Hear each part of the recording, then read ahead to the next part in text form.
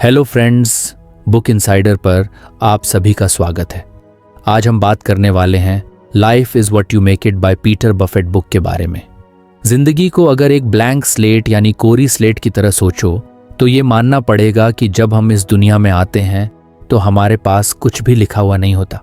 ना हमारे पास इंस्ट्रक्शंस होती हैं, ना कोई गाइड बुक और ना ही कोई रोड मैप जो ये बताए कि हमें क्या करना है और कैसे करना है। हाँ, ये ज़रूर है कि हर किसी की शुरुआत एक जैसी नहीं होती। कोई अमीर घर में पैदा होता है, किसी के पास रिसोर्सेज होते हैं, कोई स्ट्रगल करता है बचपन से ही और किसी को बहुत सपोर्ट मिलता है। लेकिन पीटर बफेट कहते हैं कि ये सब मैटर नहीं करता कि आपने कहाँ से शुरुआत की। असली बात ये है कि आप अपनी लाइफ को कैसे शेप करते हो। कई बार हम सोचते हैं कि हमारे पास ऑप्शंस नहीं हैं। हम अपने बैकग्राउंड को अपनी लिमिटेशंस बना लेते हैं। मैं तो छोटे शहर से हूँ, मेरे पास पैसे नहीं हैं, मेरे पेरेंट्स ने मुझे सपोर्ट नहीं किया, मेरा स्कूल अच्छा नहीं था। ये सब बातें हमारे माइंड में इतनी डीपली बैठ जाती हैं कि हम मान लेते हैं कि हम कुछ बड़ा नहीं कर सकते। लेकिन सोचो ज़रा, अगर किसी ने भी कुछ बड़ा अचीव किया है तो क्या वो सारी चीज़ें परफेक्ट थीं उसके पास? शायद नहीं। फ़र्क बस इतना है कि कुछ लोग अपनी ब्लैंक स्लेट पर खुद कुछ लिखने की हिम्मत करते हैं और कुछ लोग दूसरों को उस पर कुछ भी लिखने देते हैं। लाइफ में हर दिन एक नया चांस होता है उस स्लेट पर कुछ नया लिखने का। आपने बचपन में क्या सीखा या किन हालातों से गुजरे, वो सब आपकी कहानी का हिस्सा है। लेकिन आपकी कहानी वहीं ख़त्म नहीं होती। आपने आज तक जो भी डिसीजंस लिए वो आपकी स्लेट पर कुछ ना कुछ लिख चुके हैं। लेकिन इस बात की सबसे एक्साइटिंग बात यह है कि आप चाहे तो पुराना मिटा सकते हो, नया लिख सकते हो या उसी कहानी को एक नया मोड़ दे सकते हो। पीटर बफेट ये बात बड़े आराम से कहते हैं कि कोई भी इंसान प्री डिटरमिन्ड पाथ पर नहीं चलता। मतलब ऐसा नहीं है कि अगर आप एक कारपेंटर के बेटे हो तो आपको भी वही बनना है, या अगर आपके पेरेंट्स ने कभी विदेश नहीं घूमा तो आप भी नहीं घूम सकते। हाँ, आपकी सराउंडिंग्स और अपब्रिंगिंग का इन्फ्लुएंस ज़रूर होता है, लेकिन उससे आपकी पॉसिबिलिटीज़ ख़त्म नहीं हो जाती।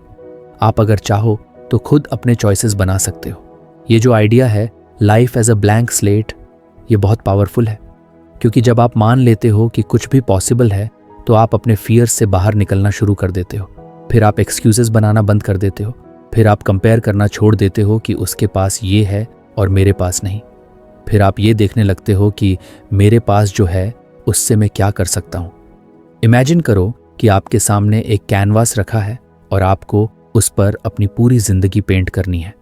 कोई रूल्स नहीं है, कोई बाउंड्रीज नहीं है, बस आपकी इमेजिनेशन और आपकी मेहनत। अब सोचो, अगर कोई दूसरा आकर उस कैनवस पर कुछ उल्टा सीधा पेंट कर दे और आप चुपचाप देखते रहो, तो क्या वो आपकी पेंटिंग होगी? नहीं ना। तो फिर हम अपनी रियल लाइफ में ये क्यों अलाउ करते हैं कि सोसाइटी, रिलेटिव्स या पुराने एक्सपीरियंसेस हमारी लाइफ की कहानी लिखें? पीटर बफेट ये भी कहते हैं कि कई बार हम इनहेरिटेड आइडियाज़ को कैरी करते रहते हैं, जैसे सक्सेस का मतलब बहुत पैसा होना चाहिए, या अगर सब लोग एक चीज़ कर रहे हैं तो मुझे भी करनी चाहिए। लेकिन क्या आपने कभी रुक कर सोचा है कि आपके लिए सक्सेस का मतलब क्या है? क्या आपको सच में वही चाहिए जो बाकी सबको चाहिए, या आपको कुछ अलग चाहिए जो दिल से आपको सेटिस्फाई करे? जब आप अपनी स्लेट खुद लिखते हो तब आप अपने वैल्यूज़, अपने पैशन और अपने विजन को उसमें जगह देते हो। फिर आपके डिसीजंस आपके दिल से आते हैं, ना कि किसी प्रेशर से। और तब जिंदगी में वो मज़ा आता है जो बोरोड ड्रीम्स से नहीं आता। एक बहुत इंटरेस्टिंग बात यह भी है कि जब आप मान लेते हो कि ज़िंदगी एक ब्लैंक स्लेट है, तब आप दूसरों की भी स्टोरी को रिस्पेक्ट करना शुरू कर देते हो। फिर आप जज करना छोड़ देते हो कि इसने ऐसा क्यों किया या वो वहाँ तक कैसे पहुँच गया, क्योंकि आप समझ जाते हो कि हर किसी की शुरुआत अलग होती है, लेकिन हर किसी को अपनी कहानी खुद लिखनी होती है। इस पूरे कॉन्सेप्ट में सबसे ब्यूटीफुल बात यह है कि आप हर दिन अपनी कहानी को नया डायरेक्शन दे सकते हो। ज़रूरी नहीं कि आप कल जो थे आज भी वही रहो। अगर आपने कल कोई गलती की थी तो आप आज उससे सीखकर कुछ और बेहतर बना सकते हो। अगर आपकी लाइफ की बिगिनिंग थोड़ी रफ रही हो तो भी आप अपनी एंडिंग को ग्रैंड बना सकते हो। कई लोग इस बात से डरते हैं कि अगर मैं अपनी ज़िंदगी का कंट्रोल ले लूँगा तो क्या होगा अगर मैं फेल हो गया। लेकिन सोच के देखो, क्या ये बेहतर नहीं होगा कि आप खुद फेल हों अपनी चॉइसेस से, बजाय इसके कि किसी और के फैसलों की वजह से रिग्रेट करें? एटलीस्ट जब आप खुद डिसीजंस लेते हो तो वो आपकी जर्नी होती है, आपका एक्सपीरियंस होता है और उससे आप कुछ ना कुछ ज़रूर सीखते हो। इस कॉन्सेप्ट को समझने के लिए आपको एक ओपन माइंड रखना पड़ेगा। आपको ये एक्सेप्ट करना पड़ेगा कि हाँ, अभी तक जो भी हुआ वो मेरी स्लेट का एक हिस्सा है, लेकिन बाकी की स्लेट खाली है और मैं उस पर कुछ भी लिख सकता हूँ। आप चाहे आर्टिस्ट हो, राइटर हो, एंटरप्रेन्योर हो, स्टूडेंट हो या किसी भी फील्ड में हो, जब आप ये मान लेते हो कि आपकी लाइफ एक ब्लैंक स्लेट है तो आप हर दिन को एक अपॉर्चुनिटी की तरह देखना शुरू कर देते हो। और हाँ, इसका ये मतलब नहीं है कि आप कभी थकोगे नहीं या डाउट नहीं आएगा। डाउट आएगा, कई बार ऐसा लगेगा कि शायद मैं गलत डायरेक्शन में जा रहा हूँ। अगर आपको हमारी फ्री समरी अच्छी लगती है तो आप हमारे चैनल को सब्सक्राइब कर सकते हैं, हमारी मेंबरशिप खरीद सकते हैं या हमें यूपीआई के थ्रू सपोर्ट कर सकते हैं। अब समरी पर वापस चलते हैं। लेकिन जब आप अपनी जर्नी खुद डिफाइन करते हो तो आप रुकते नहीं, आप एडजस्ट करते हो, नया तरीका ढूंढते हो और फिर आगे बढ़ते हो। और यही तो असली मज़ा है अपनी कहानी खुद लिखने में। पीटर बफेट के इस सिंपल से आइडिया में एक डीप विजडम छुपा है। अगर आप अपनी लाइफ को दूसरों के रूल्स से नहीं बल्कि अपने विजन से चलाओगे तो आप एक ऐसी जर्नी पर चलोगे जो सच में आपकी होगी। उसमें स्ट्रगल्स भी होंगे, चैलेंजेस भी, लेकिन सेटिस्फैक्शन भी वही मिलेगा। इसलिए जब अगली बार आप किसी टफ सिचुएशन में हो तो बस इतना याद रखना, आपकी स्लेट अब भी खाली है और आप उस पर कुछ भी लिख सकते हो। और सबसे ज़रूरी बात यह है कि इस ब्लैंक स्लेट को किसी और के हाथ में मत देना। अपनी ज़िंदगी की कहानी खुद लिखो, थोड़ा हंस के, थोड़ा रो के, लेकिन पूरे दिल से। यही तो असली फ्रीडम है। अगर आप चाहो तो मैं इस टॉपिक को आगे बढ़ा सकता हूँ और पीटर बफेट की फिलॉसफी के और हिस्से भी एक्सप्लेन कर सकता हूँ। पीटर बफेट की ज़िंदगी की एक सबसे खास बात यह है कि वो दुनिया के सबसे अमीर और मशहूर इन्वेस्टर्स में से एक वॉरेन बफेट के बेटे हैं। अब सोचो ज़रा, अगर आप ऐसे इंसान के बेटे हो जिसकी पहचान पूरी दुनिया में है, जिसके पास अरबों की दौलत है और जिसे लोग फाइनेंशियल जीनियस मानते हैं, तो आपकी ज़िंदगी कैसी होगी? बाहर से देखने पर तो लगेगा कि सब कुछ बहुत ईजी होगा, एक लग्जरी लाइफ होगी, कोई परेशानियां नहीं होंगी। लेकिन पीटर खुद बताते हैं कि असलियत इससे बहुत अलग है। पीटर का बचपन दिखने में नॉर्मल था और उसी सिंप्लिसिटी में कुछ ऐसी बातें थीं जो उनकी सोच को अलग बनाती हैं। उन्होंने हमेशा ये महसूस किया कि उनके पापा वॉरेन बफेट भले ही इतने बड़े आदमी हैं, लेकिन उन्होंने कभी अपने बच्चों को ये नहीं जताया कि वे स्पेशल हैं, सिर्फ इसलिए क्योंकि वे बफेट फैमिली से बिलोंग करते हैं। घर का माहौल ग्राउंडेड था और पैसों की बात कभी उस तरह से नहीं होती थी जैसे लोग सोचते हैं कि एक बिलियनेयर के घर में होती होगी। पीटर कहते हैं कि उनके पापा ने उन्हें कभी ये फील नहीं कराया कि उन्हें एक पर्टिकुलर रास्ता चुनना है, जैसे फाइनेंस या बिजनेस। उन्होंने फ्रीडम दी कि वो अपनी जर्नी खुद डिस्कवर करें। और यहीं से एक बहुत इंटरेस्टिंग बात सामने आती है, वो ये कि बड़े आदमी के बेटे होने का मतलब ये नहीं होता कि आपकी ज़िंदगी ऑटोमेटिकली सेट हो जाती है। हाँ, आपको कुछ अपॉर्चुनिटीज़ ज़रूर मिलती हैं, लेकिन अंत में आपको खुद ही तय करना होता है कि आप कौन बनना चाहते हो। पीटर को बचपन से ही म्यूज़िक का शौक था। उन्हें लगता था कि वो अपनी फीलिंग्स, अपनी सोच और अपने सवालों को सबसे अच्छे तरीके से म्यूज़िक के ज़रिए एक्सप्रेस कर सकते हैं। लेकिन सोचो, एक ऐसे घर में जहाँ फाइनेंस और इन्वेस्टमेंट्स की बातें होती हों, वहाँ म्यूज़िक को करियर बनाना आसान नहीं होता, इमोशनली भी और प्रैक्टिकली भी। पर पीटर कहते हैं कि उनके पापा ने कभी उनके पैशन को रोकने की कोशिश नहीं की। उन्होंने अपने बेटे को समझाया कि खुद की पहचान बनाना सबसे ज़रूरी है। ये बहुत टचिंग बात है, क्योंकि ये बताती है कि वॉरेन बफेट जैसे इंसान भी अपने बच्चों को लेगेसी से नहीं, इंडिविजुअलिटी से पहचान दिलाना चाहते थे। और यही फिलॉसफी पीटर की सोच में डीपली बैठ गई कि सिर्फ किसी बड़े नाम से जुड़ना आपकी आइडेंटिटी नहीं बनाता। असली आइडेंटिटी वो होती है जो आप खुद क्रिएट करते हो। एक बहुत मज़ेदार इंसिडेंट पीटर शेयर करते हैं जब उन्हें हाई स्कूल में एक नॉर्मल कार मिली थी, जबकि उनके कुछ फ्रेंड्स नई स्पोर्ट्स कार्स लेकर घूमते थे। उन्होंने जब अपने पापा से पूछा कि क्या उन्हें भी कुछ बेटर कार मिल सकती है, तो जवाब मिला, इससे तुम्हारा कैरेक्टर नहीं बनेगा। ये सुनकर पहले तो बुरा लगा, लेकिन बाद में उन्होंने समझा कि सिंप्लिसिटी में जो रिचनेस होती है वो मटेरियल चीज़ों से बड़ी होती है। ग्रोइंग अप बफेट का मतलब ये नहीं था कि उन्हें सब कुछ ईजिली मिल गया, बल्कि इसका मतलब था कि उन्हें अपनी पाथ खुद चुननी पड़ी और बार बार ये समझना पड़ा कि वो क्या हैं, न कि उनके पापा कौन हैं। ये प्रेशर भी था क्योंकि लोग हमेशा कंपेयर करते थे, तुम वॉरेन बफेट के बेटे हो, तुम भी श्योरली पैसे में ही कुछ करोगे। पर उन्होंने चूज किया एक अलग रास्ता, म्यूजिक, क्रिएटिविटी और ह्यूमैनिटी की तरफ।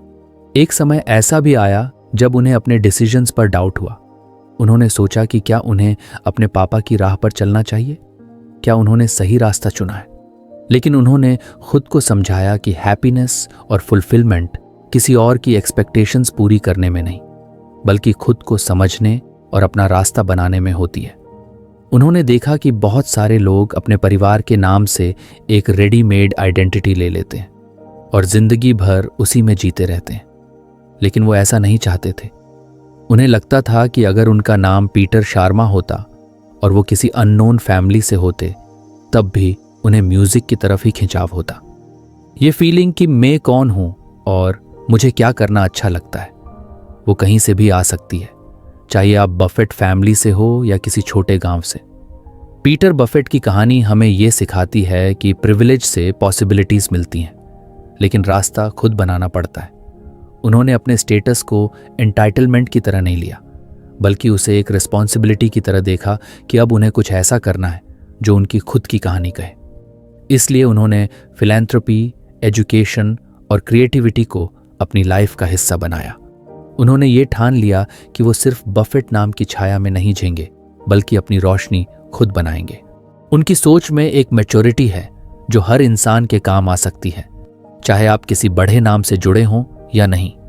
उन्होंने कहा कि अगर आप खुद से ये सवाल पूछो कि अगर मैं अपने परिवार के नाम और रिसोर्सेज के बिना होता तो मैं क्या करना चाहता, तो आपको अपने सच्चे सपने मिल सकते हैं।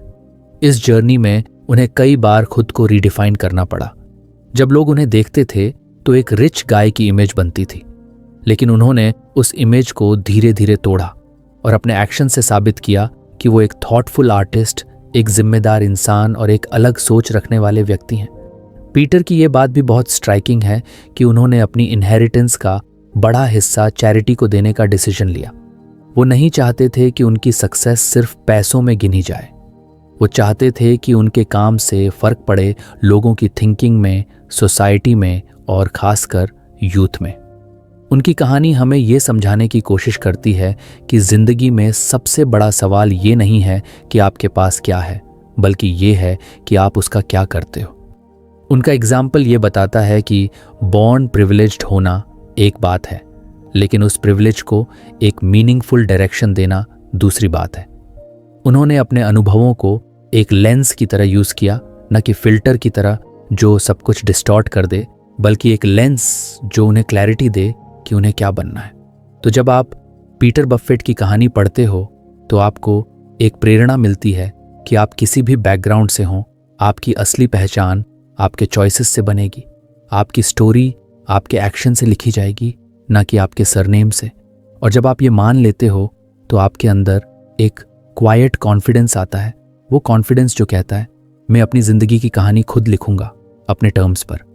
अगर आप चाहें तो मैं इस कॉन्सेप्ट को और आगे ले जा सकता हूं, जैसे पीटर की जर्नी में आगे उन्होंने कौन से वैल्यूज़ को अडॉप्ट किया, कैसे उन्होंने म्यूज़िक और ह्यूमैनिटी को जोड़ा और कैसे उन्होंने अपने प्रिविलेज को पर्पस में बदल दिया। पीटर बफेट की ज़िंदगी की सबसे दिलचस्प बातों में से एक है कि उन्होंने अपने प्रिविलेज को कभी अपनी आइडेंटिटी नहीं बनने दिया।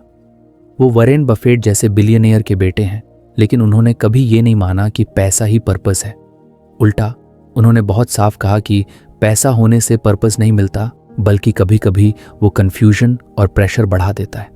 जब आप बॉर्न प्रिविलेज्ड होते हो तो लोगों को लगता है कि आपकी सारी प्रॉब्लम्स खत्म हो गई, सब कुछ मिल गया, अब बस एंजॉय करो। लेकिन असलियत में ऐसी जिंदगी में एक दूसरा तरह का स्ट्रगल होता है, एक अंदरूनी कॉन्फ्लिक्ट जो बाहर से दिखाई नहीं देता। पीटर बताते हैं कि उनके पास कंफर्ट था, रिसोर्सेज थे और दुनिया का शायद सबसे वैल्यूएबल सरनेम भी था, लेकिन फिर भी वो खुद से ये सवाल पूछते रहते थे, मैं कौन हूं, मेरा मकसद क्या है, मैं क्या करना चाहता हूं जो सच में मेरा हो। बहुत सारे लोग सोचते हैं कि अगर उनके पास बहुत सारा पैसा आ जाए तो उनकी ज़िंदगी सॉर्टेड हो जाएगी। लेकिन पीटर की कहानी हमें ये सिखाती है कि पैसा सिर्फ ऑप्शंस देता है, डायरेक्शन नहीं। आप क्या करोगे उन ऑप्शंस के साथ वो आपके अंदर से आता है। अगर आपके पास क्लैरिटी नहीं है तो पैसा और भी ज़्यादा डिस्ट्रैक्शंस और डाउट ला सकता है। पीटर बताते हैं कि उन्होंने ये महसूस किया कि जब आप प्रिविलेज्ड होते हो तो सोसाइटी आपसे एक्सपेक्टेशंस लगाने लगती है। लोग मान लेते हैं कि आपको कोई बड़ी चीज़ करनी चाहिए, कोई ऐसा काम जिससे लोगों को लगे कि आप अपने पापा जैसे बन रहे हो या कम से कम उनके नाम को आगे बढ़ा रहे हो। लेकिन जब आप खुद को इन एक्सपेक्टेशंस में फंसते हुए पाते हो तो आपको अपनी आवाज़ कहीं खोती हुई लगती है। उन्हें म्यूज़िक से प्यार था, लेकिन एक इंटरनल स्ट्रगल था। क्या वो सिर्फ इसलिए इस रास्ते पर चल रहे हैं क्योंकि ये अलग है? क्या वो अपने प्रिविलेज से भाग रहे हैं या सच में कुछ मीनिंगफुल करना चाहते हैं? और सबसे बड़ा सवाल, क्या उनका काम उनके अपने नाम से पहचाना जाएगा या बस बफे टैग से? पीटर ओपनली एडमिट करते हैं कि प्रिविलेज एक डबल एज्ड सोर्ड होता है। एक तरफ वो आपको कंफर्ट और एक्सेस देता है, लेकिन दूसरी तरफ वो आपको एक शैडो में डाल देता है जहां आपको कॉन्स्टेंटली प्रूव करना पड़ता है कि आप कुछ अपने दम पर कर सकते हो। ये प्रेशर उतना ही रियल होता है जितना किसी गरीब इंसान की सर्वाइवल की चिंता होती है, बस उसकी फॉर्म अलग होती है। उन्होंने कहा कि पैसा आपकी ज़रूरतें पूरी कर सकता है, लेकिन वो आपको आइडेंटिटी नहीं दे सकता। आइडेंटिटी एक ऐसी चीज़ है जो आपके चॉइसेस से बनती है, आपके वैल्यूज़ से बनती है। और जब आपके पास सब कुछ होता है तो असली चैलेंज ये होता है कि आप कुछ चूज़ करें, क्योंकि अब आपके पास एक्सक्यूजेस नहीं होते। आप ये नहीं कह सकते कि मैं कुछ करना चाहता था लेकिन रिसोर्स नहीं थे। अब आपको खुद ही अपने सपनों को फेस करना पड़ता है और ये काफ़ी स्केरी हो सकता है। एक इंटरेस्टिंग बात पीटर ने शेयर की कि जब उनके पापा ने उन्हें इनहेरिटेंस नहीं देने का फैसला किया तो कुछ लोग शॉक्ड थे, पर उन्होंने इसे एक ब्लेसिंग की तरह लिया, क्योंकि इससे उन्हें अपनी ज़िंदगी खुद डिज़ाइन करने का मौका मिला। उन्हें ये सोचने का मौका मिला कि अगर उन्हें बफेट सरनेम नहीं मिला होता तब भी क्या वो वही इंसान बनते? क्या उनका पर्पस वही होता? उनका मानना था कि पैसा कभी कभी कंफर्ट जोन बन जाता है। आप उस कंफर्ट में रहकर अपने ड्रीम्स से कॉम्प्रोमाइज करने लगते हो क्योंकि कोई अर्जेंसी नहीं होती। और यही एक बहुत बड़ा पिटफॉल है प्रिविलेज का। वो आपकी हंगर को मार सकता है अगर आप केयरफुल ना रहो। पीटर ने कहा कि प्रिविलेज आपको कंफर्टेबल बना सकता है, लेकिन अगर आप उस कंफर्ट में सो गए तो आप ग्रोथ मिस कर दोगे। इसलिए उन्होंने खुद को कॉन्स्टेंटली पुश किया अनकंफर्टेबल डिसीजंस लेने के लिए, जैसे जब उन्होंने फुल टाइम म्यूजिशियन बनने का फैसला किया। यह आसान नहीं था क्योंकि लोग उन्हें जज कर रहे थे। इतना पैसा है फिर भी ये क्या कर रहा है, या पापा के बिजनेस में क्यों नहीं गया? लेकिन पीटर ने अपने दिल की सुनी और वही किया जो उनके अंदर से आया। उन्होंने ये भी महसूस किया कि प्रिविलेज के साथ एक रिस्पॉन्सिबिलिटी भी आती है। अगर आपके पास ज़्यादा है तो आपको ज़्यादा सोचना चाहिए कि आप क्या कंट्रीब्यूट कर रहे हो। उन्होंने सिर्फ अपने लिए ज़िंदगी नहीं जी, बल्कि दूसरों की मदद करने को भी अपना मिशन बनाया। उन्होंने फिलैंथ्रोपी के ज़रिए उन कम्युनिटीज़ तक पहुंचना चाहा जिन्हें रिसोर्सेज की ज़रूरत थी, और यह सिर्फ गिल्ट से नहीं बल्कि जेन्युइन कनेक्शन और एम्पैथी से आया। पीटर ने अपनी किताब में लिखा कि जब उन्होंने दुनिया की इनइक्वालिटी को देखा तो उन्हें समझ आया कि सिर्फ पैसा होना काफ़ी नहीं है। अगर आप दूसरों को एम्पावर नहीं करते, अगर आप अपनी प्रिविलेज का इस्तेमाल दूसरों के लिए नहीं करते, तो वो प्रिविलेज हॉलो रह जाती है। इसलिए उन्होंने म्यूज़िक, एजुकेशन और सोशल अवेयरनेस को अपने काम का हिस्सा बनाया। उन्होंने ये भी बताया कि कई बार लोगों को लगता है कि प्रिविलेज्ड लोग एरोगेंट होते हैं, डिस्कनेक्टेड होते हैं, और कभी कभी ये सच भी होता है। लेकिन ये इसलिए होता है क्योंकि कई प्रिविलेज्ड लोग इंट्रोस्पेक्ट नहीं करते। वो अपने कंफर्ट में इतने खो जाते हैं कि उन्हें एम्पैथी और पर्पस का एहसास ही नहीं होता। पीटर ने जानबूझकर खुद को इस ट्रैप से दूर रखा। उन्होंने कहा कि एक मीनिंगफुल लाइफ के लिए सिर्फ वेल्थ नहीं, डेप्थ चाहिए, और वो डेप्थ आती है जब आप खुद से अनकंफर्टेबल सवाल पूछते हो। मैं क्यों एग्जिस्ट करता हूँ? मैं किसके लिए काम कर रहा हूँ? क्या मैं सिर्फ स्टेटस मेंटेन करने के लिए जी रहा हूँ या सच में कुछ इम्पैक्टफुल कर रहा हूँ? उनकी ये बातें बहुत रिलेटेबल हैं, चाहे आप प्रिविलेज्ड हो या नहीं, क्योंकि हर इंसान की ज़िंदगी में एक ऐसा मोड़ आता है जब उसे खुद से ये सवाल पूछना होता है कि क्या मैं वो ज़िंदगी जी रहा हूँ जो मुझे खुशी देती है, या वो जो दूसरों को इम्प्रेस करती है। और उस सवाल का सामना करना ही मैच्योरिटी की असली निशानी है। पीटर का जर्नी हमें सिखाता है कि प्रिविलेज आपको बहुत कुछ दे सकता है, एजुकेशन, एक्सपोजर, फ्रीडम, लेकिन ये आपको पर्पस नहीं देता। पर्पस आपको खुद डिस्कवर करना पड़ता है और ये जर्नी हर किसी को अकेले तय करनी पड़ती है। उन्होंने अपनी जिंदगी को एक मिशन की तरह देखा, एक ऐसा मिशन जिसमें उन्हें अपनी स्ट्रेंथ्स और रिसोर्सेज का इस्तेमाल करना था किसी मीनिंगफुल कॉज के लिए। उन्होंने ना सिर्फ अपनी आवाज़ ढूंढी बल्कि दूसरों को भी इंस्पायर किया कि वे अपने सवालों का जवाब खुद खोजें। उनकी स्टोरी हमें ये सिखाती है कि सबसे बड़ी लग्जरी क्लैरिटी होती है अपने पर्पस की क्लैरिटी, और जब वो क्लैरिटी मिलती है तब पैसा सिर्फ एक टूल बन जाता है, मकसद नहीं। इसलिए उन्होंने कहा, don't let money be your master, let it be your servant to a higher purpose. अगर आप चाहें तो मैं अगले टॉपिक को भी इसी तरह समझा सकता हूं, जैसे कि उन्होंने कैसे अपने पर्पस को डिफाइन किया और कैसे उन्होंने अपनी जर्नी से दूसरों को भी गाइड किया कि वो अपनी स्टोरी खुद लिख सकते हैं। जब आप दुनिया के सबसे अमीर इंसान के बेटे हों तो लोग ये सोचते हैं कि आपकी जिंदगी पहले से ही तय है। सबको लगता है कि आप भी अपने पिता की लेगेसी को आगे बढ़ाओगे, फाइनेंस की दुनिया में कदम रखोगे और फैमिली एम्पायर को और बड़ा बनाओगे। लेकिन पीटर बफेट ने इस सोच को तोड़ दिया। उन्होंने वो रास्ता चुना जो उनके दिल के सबसे करीब था, म्यूजिक। ये डिसीजन आसान नहीं था। चारों तरफ एक्सपेक्टेशंस का वेट था। लोग बार बार पूछते थे, इतना सब कुछ होते हुए भी तुम म्यूजिक क्यों कर रहे हो? तुम वॉरेन बफेट के बेटे हो, तुम्हें तो वॉल स्ट्रीट में होना चाहिए। लेकिन पीटर ने अपने दिल की सुनी। उन्हें बचपन से ही संगीत से लगाव था। पियानो की आवाज उन्हें किसी और ही दुनिया में ले जाती थी और धीरे धीरे ये प्यार एक पैशन बन गया। जब उन्होंने म्यूजिक को करियर बनाने का सोचा तो उन्हें सबसे पहले ये समझ आया कि अब उन्हें खुद को प्रूव करना होगा, अपने नाम से नहीं, अपने काम से। लोग उन्हें बफेट नाम से जानते थे, लेकिन म्यूजिक की दुनिया में नाम से ज्यादा काम चलता है। वहां कोई ये नहीं पूछता कि तुम्हारे पापा कौन हैं, वहां सिर्फ ये देखा जाता है कि तुम क्या बना सकते हो, क्या क्रिएट कर सकते हो जो दिल को छू जाए। पीटर ने खुद को पूरी तरह से म्यूजिक में झोंक दिया। उन्होंने कंपोजिंग और प्रोड्यूसिंग में ट्रेनिंग ली। कई सालों तक उन्होंने छोटे छोटे प्रोजेक्ट्स पर काम किया, अपनी स्टाइल को तलाशा और लगातार सीखा। ये जर्नी ग्लैमरस नहीं थी, इसमें लेट नाइट्स थी, रिजेक्शंस थे और बहुत सारे फेलियर्स भी थे। लेकिन यही फेलियर्स उन्हें शेप कर रहे थे। उन्होंने बताया कि सक्सेस जितनी टीच करती है उससे कहीं ज्यादा फेलियर सिखाता है। जब कोई ट्रैक नहीं चलता या जब किसी प्रोजेक्ट को रिजेक्शन मिलती है तो वो अंदर से तोड़ने वाला होता है, लेकिन वहीं से ग्रोथ भी शुरू होती है।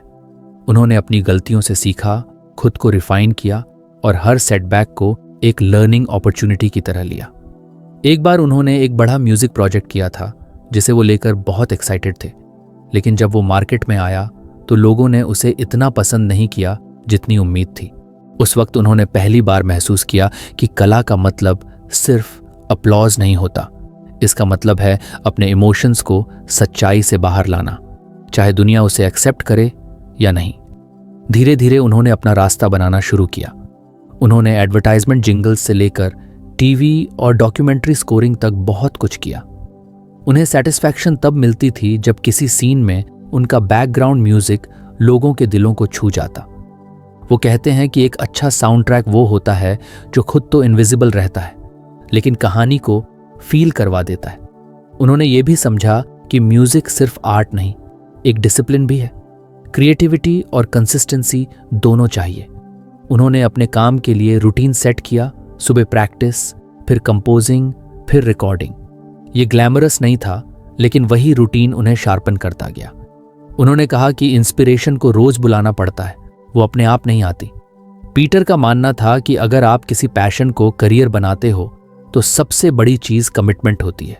म्यूजिक में पैसा धीरे आता है और रिकॉग्निशन उससे भी धीरे, लेकिन अगर आप ट्रू हो अपने आर्ट के लिए तो इवेंचुअली दुनिया रिकॉग्नाइज करती है। उन्होंने अपने म्यूजिक के जरिए अपनी आइडेंटिटी ढूंढी। बफेट सरनेम अब एक बैकग्राउंड में चला गया था, अब सामने था एक आर्टिस्ट, एक कंपोजर जो अपने काम से पहचाना जाता था, और यही उनके लिए सबसे सेटिस्फाइंग चीज थी। उन्होंने ये साबित किया कि वो अपनी लेगेसी खुद बना सकते हैं, और वो लेगेसी सिर्फ पैसों की नहीं, इमोशंस और क्रिएटिविटी की भी हो सकती है। उन्होंने कई म्यूजिशियंस के साथ कोलैबोरेट किया और हर कोलैबोरेशन से कुछ नया सीखा। कुछ प्रोजेक्ट्स बहुत अच्छे चले तो कुछ एवरेज रहे, लेकिन उन्होंने कभी अपने फेलियर्स को अपने कॉन्फिडेंस पर हावी नहीं होने दिया। वो मानते थे कि हर आर्टिस्ट का जर्नी अनइवन होता है, कोई भी स्ट्रेट रोड नहीं होता सक्सेस का। एक बार उन्होंने बताया कि कैसे उन्होंने एक प्रोजेक्ट को लेकर बहुत मेहनत की, लेकिन उस वक्त उन्हें कोई रिकॉग्निशन नहीं मिला। कई सालों बाद वही म्यूजिक एक डॉक्यूमेंट्री में यूज हुआ और बहुत तारीफ मिली। तब उन्हें एहसास हुआ कि आर्ट टाइमलेस होती है। कभी कभी उसका असर तुरंत नहीं दिखता, लेकिन वो कहीं ना कहीं अपना रास्ता बना ही लेती है। पीटर की कहानी हमें ये सिखाती है कि जब आप अपने दिल की सुनते हो तो रास्ता थोड़ा मुश्किल जरूर होता है, लेकिन वो सच का रास्ता होता है। उसमें गिरना भी होता है, लेकिन उठना भी अपने दम पर होता है और यही सेटिस्फैक्शन देता है। उन्होंने ये भी बताया कि म्यूजिक ने उन्हें ग्राउंडेड रखा। भले ही उनके पास पैसा था, लेकिन म्यूजिक ने उन्हें ये सिखाया कि हर इंसान के इमोशंस एक जैसे होते हैं, चाहे वो किसी भी बैकग्राउंड से हो। जब वो किसी सोलफुल मेलोडी को कंपोज करते तो वो खुद को उस मेलोडी में खो देते। वहाँ कोई सरनेम नहीं होता, कोई लेबल नहीं होता, बस इमोशंस होते हैं और साउंड। उनका ये भी कहना था कि जब आप किसी क्रिएटिव फील्ड में जाते हो तो सबसे ज़रूरी चीज़ होती है ऑथेंटिसिटी। अगर आप किसी और की स्टाइल कॉपी कर रहे हो तो आप खो जाओगे, लेकिन अगर आप अपनी आवाज़ ढूंढ लेते हो तो आप शाइन करोगे, भले ही धीमे धीमे। पीटर ने बताया कि उन्होंने कई बार खुद को डाउट किया। कई बार उन्हें लगा कि शायद उन्हें अपने पापा की तरह फाइनेंस में जाना चाहिए था, लेकिन फिर जब उनका कोई कॉम्पोजिशन लोगों के दिलों को छूता तो उन्हें याद आता कि यही रीज़न था इस रास्ते पर आने का। उनका मिशन था लोगों को फील कराना, और म्यूजिक से बेहतर कोई तरीका नहीं था। उनकी जर्नी हमें ये सिखाती है कि पैशन को फॉलो करने के लिए करेज चाहिए, स्पेशली तब जब सब कुछ आपके खिलाफ लग रहा हो। और सबसे बड़ी बात ये कि अगर आप कंसिस्टेंट रहते हो तो इवेंचुअली दुनिया आपको सुनती है। पीटर बफेट ने म्यूजिक को सिर्फ करियर नहीं, कॉलिंग की तरह देखा। उन्होंने अपने एक्सपीरियंसेस को मेलोडीज में ढाला और अपने लर्निंग्स को हारमोनीज में। उनकी कहानी हमें इनवाइट करती है कि हम भी अपने अंदर झांकें और पूछें, क्या हम भी वो कर रहे हैं जो सच में हमें अंदर से खुश करता है? और अगर जवाब हाँ है तो फिर उस रास्ते पर कॉन्फिडेंटली चलें, भले ही वो रास्ता बाकी सबसे अलग क्यों ना हो। हमारे समाज में एक बहुत बड़ा इल्यूजन पल रहा है कि जिंदगी का एक परफेक्ट पाथ होता है, जैसे एक मैप बना हो जिसमें हर मोड़ पहले से तय है। स्कूल अच्छे से पास करो, फिर टॉप कॉलेज में एडमिशन लो, फिर एक हाई पेइंग जॉब मिले, फिर शादी हो, घर हो, गाड़ी हो, और फिर हैप्पीली एवर आफ्टर। लेकिन सच्चाई इससे बहुत अलग है। जिंदगी कोई नीटली ड्रॉन हाईवे नहीं है, बल्कि एक खुरदुरा और अनप्रिडिक्टेबल ट्रेल है जो हर इंसान के लिए अलग होता है। पीटर बफेट इस मिथ को बहुत गहराई से चैलेंज करते हैं। उन्होंने खुद अपने जीवन में ये महसूस किया कि कोई भी ऐसा एक आइडियल ब्लूप्रिंट नहीं होता जो सबके लिए काम करे।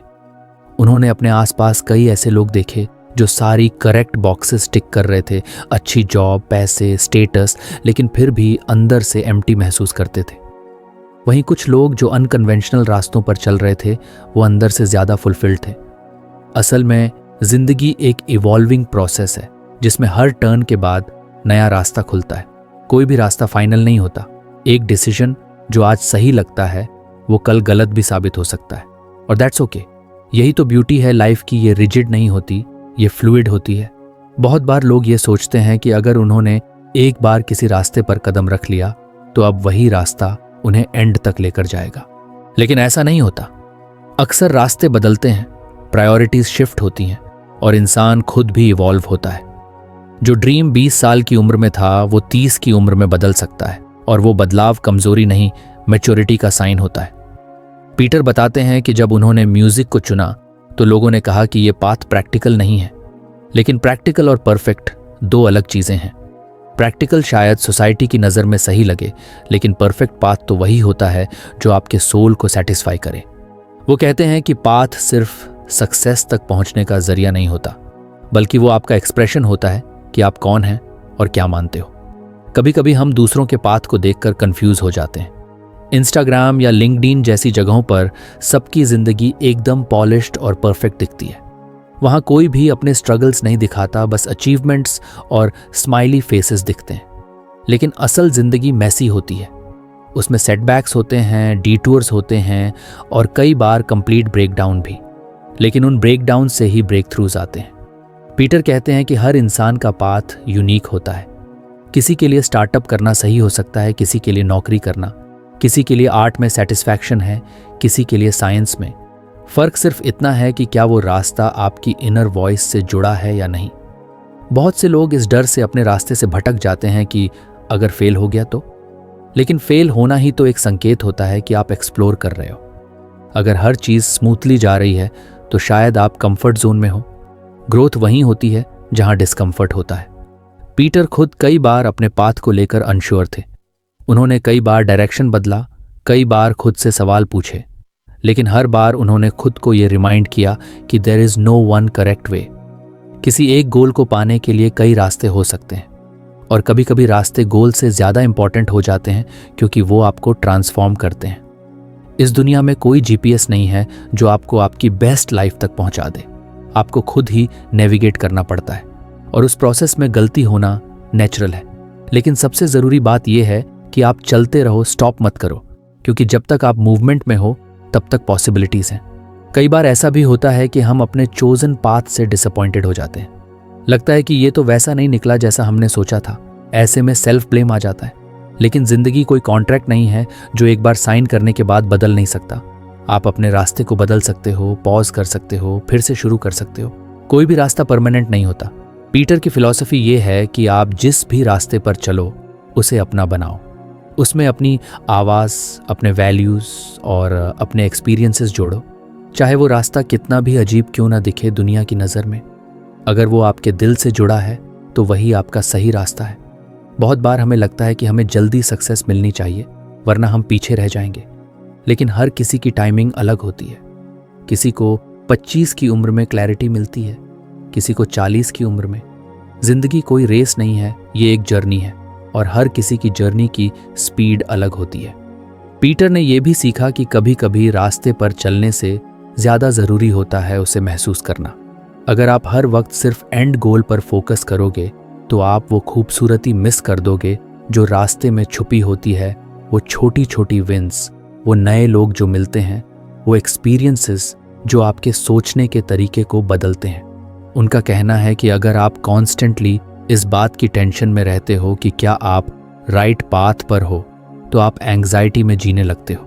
लेकिन अगर आप ये एक्सेप्ट कर लो कि पाथ मैसी होगा, कंफ्यूजिंग होगा और कई बार स्केरी भी होगा तो आप उसे ज़्यादा ऑनेस्टली जी सकते हो।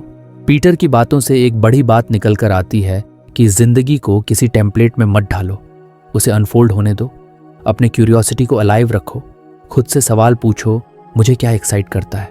क्या मैं वही कर रहा हूँ जिससे मुझे मीनिंग मिलता है? और अगर जवाब ना है तो रास्ता बदलने से मत डरना। असल में जिंदगी में कोई फिक्स्ड फॉर्मूला नहीं है, ना कोई one size fits all success mantra है। जो एक के लिए परफेक्ट है वो दूसरे के लिए पॉइंटलेस हो सकता है। इसीलिए खुद का पाथ खुद डिस्कवर करना पड़ता है। पीटर बफेट की ये सोच हमें इंस्पायर करती है कि हम अपने इम्परफेक्ट और अनप्रिडिक्टेबल पाथ को भी पूरी ऑनेस्टी और ओनरशिप के साथ अपनाएं। जिंदगी कोई पजल नहीं है जिसका एक ही सॉल्यूशन है। ये एक कैनवस है जिसमें हर ब्रश स्ट्रोक, चाहे वो परफेक्ट हो या नहीं, आपकी स्टोरी बनाता है। और जब आप खुद ही उस कैनवस पर पेंट करने लगते हो अपने रंगों से, अपने अंदाज से, तभी जिंदगी सच में आपकी बनती है। तो फ्रेंड्स, ये थी हमारी आज की बुक समरी। आपको कैसी लगी कमेंट करके ज़रूर बताएं और धन्यवाद आपका समरी एंड तक सुनने के लिए।